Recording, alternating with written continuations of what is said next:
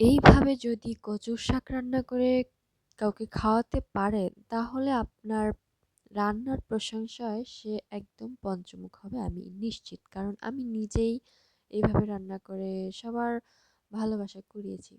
আসসালামু আলাইকুম এভরিওয়ান, কেমন আছেন সবাই?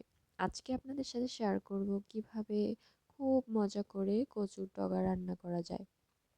চলুন সেটাই দেখে আসি। প্রথমে অল্প কিছু তেল নিয়ে অল্প কিছু পেঁয়াজ, রসুন আর কাঁচামরিচ দিয়ে ভালো করে একটু বাদামি রং করে নিব। অল্প কিছু বলার কারণ হচ্ছে পরবর্তীতে আরও অ্যাড করতে হবে, তাই সব কিছু অল্প অল্প দিলাম। আর এই যে চিংড়ি মাছটা, এটা না দিলেও কোনো সমস্যা নেই, তবে দিলে তো স্বাদ বাড়বে, এটা আমরা সবাই জানি।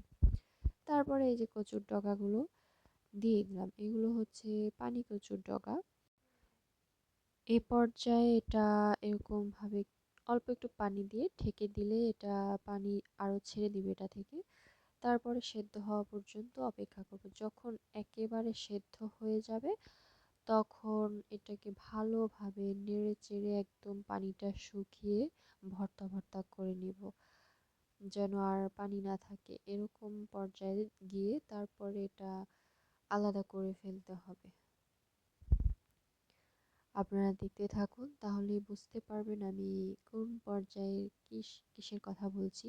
তো এই যে দেখুন, পানিটা কিন্তু একদম শুকিয়ে গেছে। তো এবার এটা আমি নামিয়ে নিব, তারপরে যাব আমার নেক্সট প্রসেসে।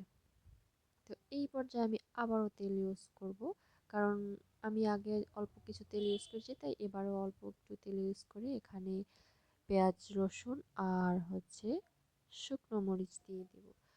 তারপরে ভালোভাবে নেড়ে চেড়ে একদম বাদামি রং করে তারপরে সেই কচুর শাকটা দিয়ে আরো ভালো করে নেড়ে চেড়ে তারপরে তুলে নেব আর কি। যখন মনে হবে যে হয়ে গেছে, তখন ভালো করে নেড়ে চেড়ে একদম আপনারা একটু লবণটা টেস্ট করে দেখে নেবেন, যদি কম বেশি হয়ে যায় তো ঠিক করে নেবেন। বেশি হয়ে গেলে তো আর কিছু করার থাকে না, তাই সবসময় একটু কম রাখার চেষ্টা করাই ভালো। তো আমার রান্নাটা কিন্তু হয়ে গেছে। আপনারা কিন্তু অবশ্যই বলবেন যে আপনাদের কাছে কেমন লেগেছে। এটা এভাবে রান্না করলে খেতে কিন্তু বেশ দারুণ লাগে। আপনারাও একবার ট্রাই করে দেখতে পারেন। আর ভালো লাগলে অবশ্যই লাইক, কমেন্ট, শেয়ার করে চ্যানেলটা সাবস্ক্রাইব করে দিবেন, অথবা পেজটা ফলো করে রাখবেন। আবার দুটোও করতে পারেন চাইলে। তো আমার রান্না শেষ। আর আজকে ওই পর্যন্তই। সবাই ভালো থাকবেন, সুস্থ থাকবেন। দেখা হবে নতুন কোনো রান্না নিয়ে। আল্লাহ হাফেজ।